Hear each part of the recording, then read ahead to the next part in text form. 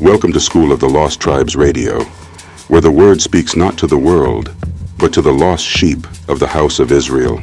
Clarity helps generate the lessons needed to seal the chosen before the destruction. 2 Ezra 6:55-59, Ezra is pleading a covenant question. If Yahweh made the world with Israel in view, why are Israel's enemies ruling over Israel right now?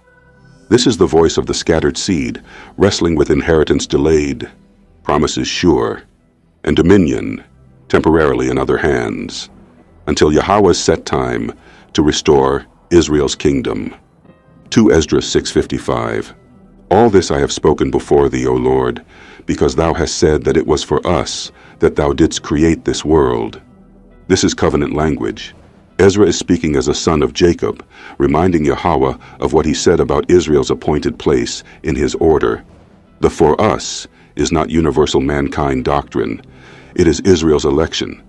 The world stage was framed around Yahweh's promises to Abraham, Isaac, and Jacob, land, seed, and kingship, so that Israel would inherit and rule under Yahweh's government.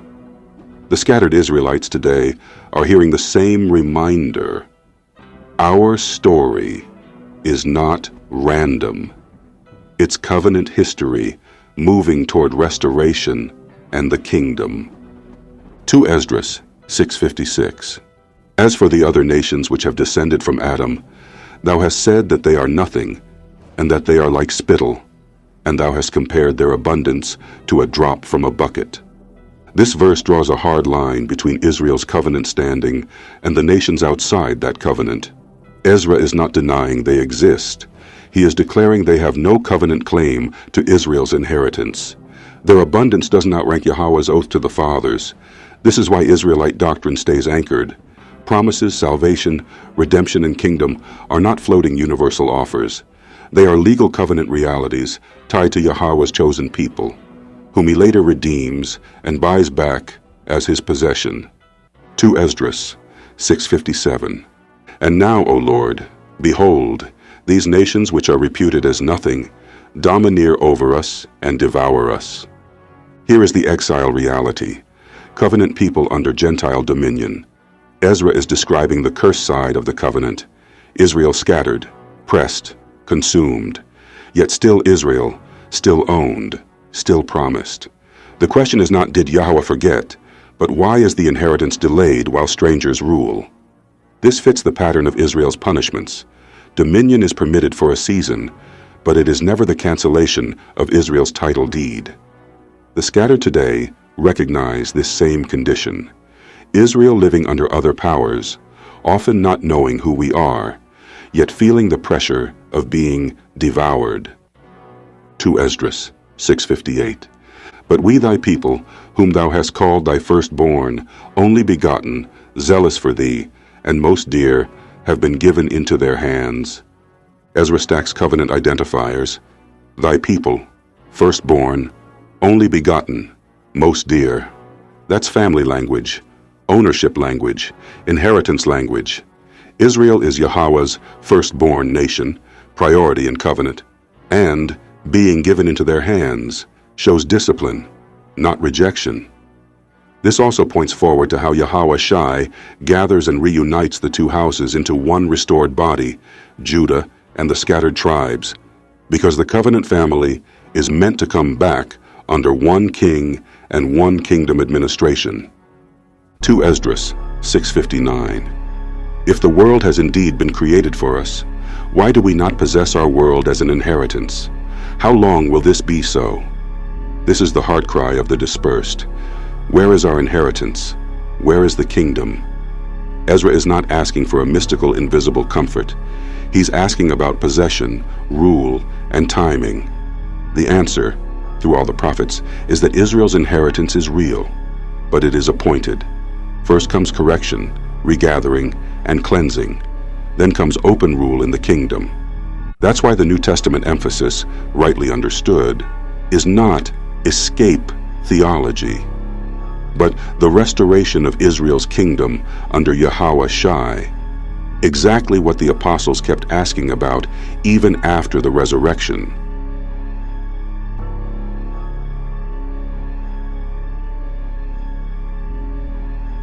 2 Ezra 7, 1-16. This is Yahweh's answer to Ezra's covenant question about Israel's delayed inheritance.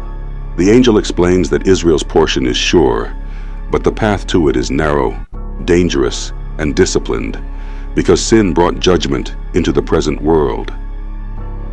The lesson for scattered Israelites today: your inheritance is reserved, but you must understand why the way is hard now, and why the promise is still certain for Israel. 2 Ezra 7:1. When I had finished speaking these words, the angel who had been sent to me on the former nights was sent to me again. Ezra's complaint about Israel being ruled over is not ignored. Yahweh sends the same messenger again. That shows this is a continued covenant dialogue, not a random spiritual talk. Yahweh is dealing with Israel's questions as a father deals with his chosen family, guiding them toward understanding the timing of promises, judgment, and restoration. 2 Ezra 7:2. And he said to me, "Rise, Ezra, and listen to the words that I have come to speak to you." Rise and listen is a call to wake up and receive instruction, like Israel in captivity being told to return to remembrance. Scattered Israelites today need the same posture.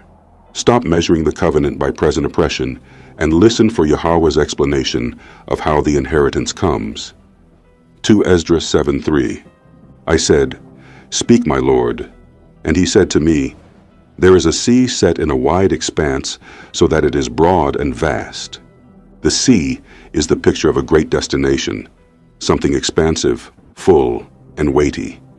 In Israelite terms, this points to the fullness of the promised portion, the kingdom, rest, and established inheritance Yahweh swore to the fathers. It is vast, worth pursuing, and it belongs to Israel by covenant, not by universal claim. 2 Ezra 7:4.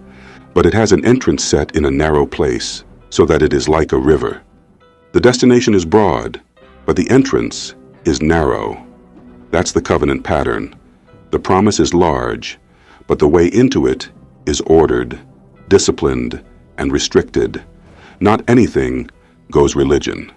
For Israel, the Nero speaks to Yahweh's set path for his people: correction, refining, and walking according to his purpose until the appointed restoration. 2 Ezra 7:5. If anyone, then, wishes to reach the sea, to look at it or to navigate it, how can he come to the broad part unless he passes through the narrow part? You don't reach the broad promise by skipping the narrow passage. This teaches scattered Israelites that the inheritance is not gained by shortcuts, mixture, or rebellion.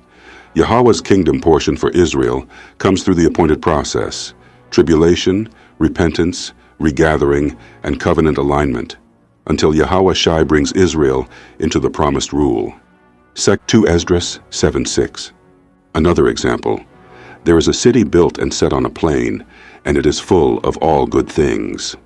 The city full of good things is another picture of Israel's promised end: peace, order, abundance, security, what the prophets describe as restoration and kingdom stability.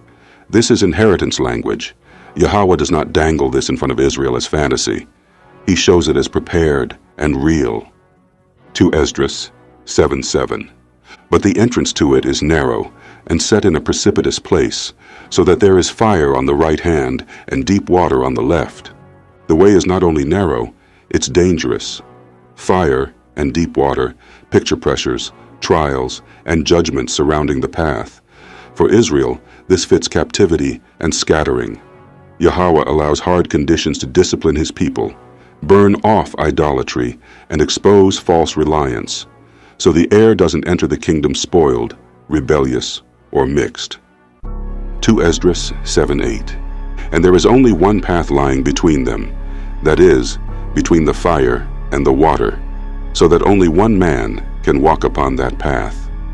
One path means Yahweh has one covenant route for Israel's restoration, not multiple competing roads. The only one man picture stresses how personal and serious this walk is. Each scattered Israelite must carry the weight of covenant identity and endure, not blend into the nations and pretend the inheritance has no conditions. 2 Ezra 7:9. If now that city is given to a man for an inheritance, how will the heir receive his inheritance unless he passes through the danger set before him? This locks the teaching to inheritance. The city is given, but the heir must still pass through. Israel's portion is granted by promise, yet Yahweh's people must endure the narrow passage of correction and hardship. It's not earn salvation like strangers, but inherit as sons through discipline, because Yahweh chastens whom he loves. 2 Ezra 7:10. I said, He cannot, Lord. And he said to me, So also is Israel's portion. This is the key sentence. So also is Israel's portion. The whole analogy is specifically about Israel, showing the message is covenant-specific, not universal Christianity. Israel has a portion, and the way to it is narrow. The scattered should read their hardships differently, not abandonment, but the narrow entrance before the broad inheritance. 2 Ezra 7:11. For I made the world for their sake, and when Adam transgressed my statutes, what had been made was judged. Yahweh says the world was made for their sake. Israel-centered purpose tied to the covenant plan. But Adam's transgression brought judgment into the created order, which is why Israel's inheritance is not instantly enjoyed in peace. This explains why even the chosen people feel the weight of a judged world. The promise stands, but the present age is under conditions of correction until Yahweh moves to restore. 2 Ezra 7:12. And so the entrances of this world were made narrow and sorrowful and toilsome. They are few and evil, full of dangers and involved in great hardships. This describes the present world's entrances. Life in this age is constrained, painful, and dangerous. For Israel, this is intensified by covenant discipline, scattering, oppression, confusion, warfare, and loss. Yet the point isn't despair, it's explanation. The narrowness is built into the judged age, and Israel must pass through it on the way to what Yahweh reserved. 2 Ezra 7:13. But the entrances of the greater world are broad and safe, and really yield the fruit of immortality.